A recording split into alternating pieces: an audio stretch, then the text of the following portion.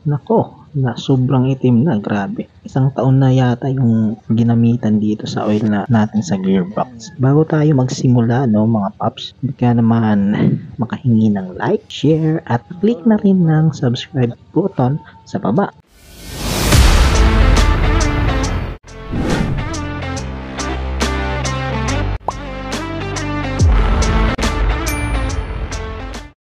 What's up mga paps? Welcome back po sa channel natin. For today's video ay magpapalit tayo ng oil sa gearbox ni Bergy. So ngayon po, papalitan na natin ng gear oil yung gearbox natin. So ito po yung oil na gamitin natin mga idol. Nabibili rin po ito sa TikTok shop natin. Padi OMJ Moto. Naki-visit na rin po mga idol. Salamat. So, pagmasdan nyo na lang po kung paano ako mag-change ng gear oil. Nasa inyo na po kung gagayahin nyo o hindi. Kanya-kanya naman po tayo ng diskarte niyan kung paano magpalit. Pero kung gusto mo, magawa mo na lang sa iba. Pero kung gusto mo rin yung ikaw lang yung gagawa para masigurado mo yung safety ng motor mo, di ba? Pwede naman. Kung mapapansin niyo mga idol, medyo mahaba yung isang bolt kaysa doon sa stock.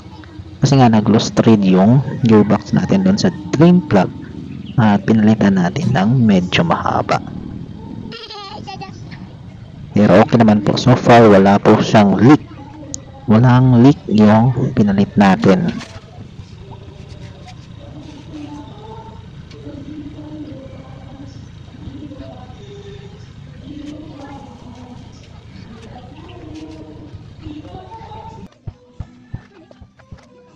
Ay napakagrabe naman talaga ang itim na, iba ng kulay ng oil natin eh.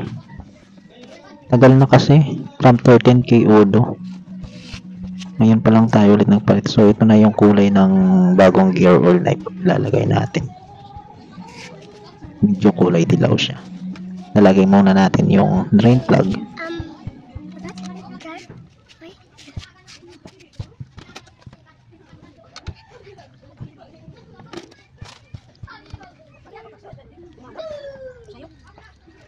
Dito.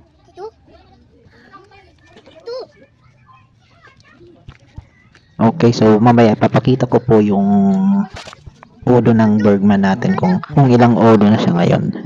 Para malaman nyo kung ilang odo na ako nagpalit. So last year kasi, last na pagpalit natin is 13K odo siya. Mamaya papakita ko. Ayan, sinenters na natin kasi lalagyan natin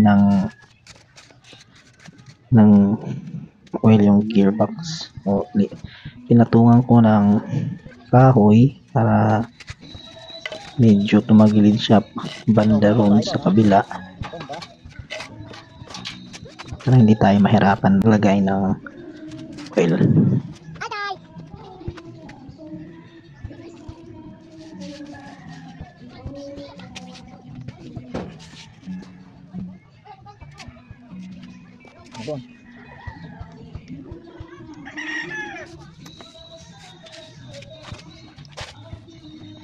Ito na mga idol, lalagay na natin yung oil sa gearbox natin.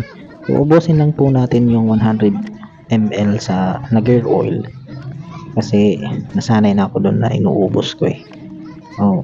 Lagay nyo naman sa comment section kung 50 ml lang talaga lalagay nyo or ganito rin yung paglagay nyo, halos ubusin yung laman ng gear oil, no? Kasi sa akin, experience ko na inuubos ko palagi. Wala namang naging problema. Okay naman yung takbo ni Bergy. Wala naman naging problema sa ahon. Kasi yung daan dito kasi mayroong maraming paahon.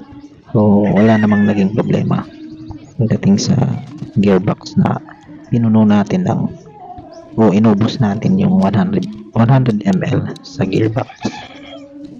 At kung sa tingin mo idol paps, kung nakatulong man tong video na to sa inyo, at kung bago ka lang po sa channel natin, at napadaan ka dito dahil sa nag-lost trade yung gearbox mo, baka pwede naman po pa-hit ng like, share, and subscribe na rin po sa YouTube channel natin para updated po tayo sa mga videos na i-upload natin.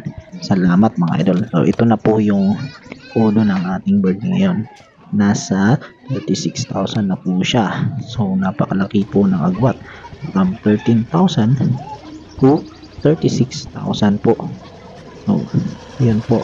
At ito po yung andar ng birdie natin. So yung tunog po is dahil po yan sa belt. So ito po yung papalit natin na belt kay birdie, pang sky drive po, kasi wala po tayong mabiling belt na pang birdie, medyo may kamahalan rin naman. So ayun lang po sa ngayon. Next upload po natin is about the belt po birdie natin. Maraming salamat po. Stay tuned. See you po sa next video mga idol.